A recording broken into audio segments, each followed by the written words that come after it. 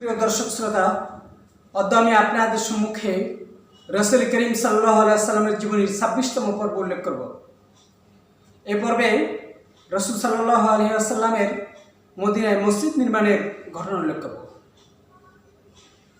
রসুল করিম সাল্লাল্লাহু আলাইহি সাল্লাম ভাবলেন, মদিনায় যাওয়ার পরে কসওয়া উট যেখানে প্রথম বসে পড়েছিল সেই স্থানে একটি মসজিদ নির্মাণ করা যায় কিনা। সেই সময়ে এই স্থানটি তেমন কোনো গুরুত্ব ছিল না। খেজুর শুকানো, উট বাঁধা ইত্যাদি কাজের জন্য এই স্থানটি গ্রহণ করা হতো। রসুল করিম সাল্লাল্লাহু আলাইহি ওয়াসাল্লাম অনুসন্ধান করে জানলেন দুটি এতিম বালক এই জায়গাটির মালিক। অনতিবিলম্বে তাদেরকে ডেকে পাঠালেন এবং উপযুক্ত মূল্য গ্রহণ করে জায়গাটি দান করতে বললেন। বালকদ্বয় কিছুতেই মূল্য গ্রহণ করতে রাজি হলেন না। তারা বিনামূল্যে জমিটি প্রদান করতে চাইলেন। রসুল করিম সাল্লাল্লাহু আলাইহি ওয়াসাল্লাম তাতে রাজি হলেন না। 10 স্বর্ণমুদ্রা জমিটির দাম নির্ধারণ করা হলো। অগত্যা তাদেরকে সে দাম গ্রহণ করতেই হলো। হযরত আবু বকর রসুল করিম সাল্লাল্লাহু আলাইহি ওয়াসাল্লামের নির্দেশে সেই মূল্য পরিশোধ করলেন। সুপ্রিয় দর্শক, মসজিদ নির্মাণের আয়োজন চলতে লাগলো।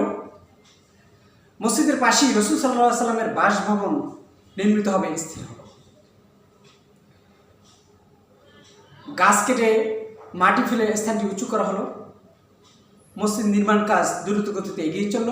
রসুল করিম সাল্লাল্লাহু আলাইহি ওয়াসাল্লাম নিজেও এই মসজিদ নির্মাণের কাজে অংশগ্রহণ করলেন। ইট, মাল মশলা সবই প্রস্তুত হলো। মসজিদটির অল্প কয়েকদিনের মধ্যেই নির্মিত হয়ে গেল। মসজিদটির কোনো আড়ম্বর ছিল না এবং আয়তনও ছিল খুব সংকীর্ণ। এর দৈর্ঘ্য ছিল 100 হাত, প্রস্থ ছিল 100 হাত। মাটি থেকে 3 হাত উঁচু পাথর দিয়ে এর ফলক নির্মাণ করা হয়েছিল। ইট দিয়ে দেয়াল নির্মাণ করা হয়েছিল। 4 কর্নারে 4টি মিনার নির্মাণ করা হয়েছিল। পাকা কোনো ছাদ ছিল না। খরজুর গাছের খুঁটির উপরে তক্তা দিয়ে এর ছাদ নির্মাণ করা হয়েছিল। বন্ধুগণ, মধ্যযুগে এই ক্ষুদ্র মসজিদটিই ছিল ইসলামের শক্তি নিকেতন তথা পাওয়ার হাউস। কত রাষ্ট্রদূত এখানে গৃহীত হয়েছে, কত সন্ধিপত্র এখানে স্বাক্ষরিত হয়েছে, কত বিজয় অভিযানের পরিকল্পনা এখান থেকে গৃহীত হয়েছে। এখান থেকে যে পরিকল্পনা গ্রহণ করা হতো, যে আদেশ নিষেধ প্রচারিত হতো, তাতেই জগতের বড় বড় সম্রাটদের সিংহাসন প্রকম্পিত হতো। বন্ধুগণ, সেই সময়ে এই মসজিদের কেবলা ছিল জেরুজালেমের বাইতুল মুকাদ্দাসের দিকে। সুপ্রিয় দর্শক, মসজিদ নির্মাণ হয়ে গেল, মদিনার মসজিদ।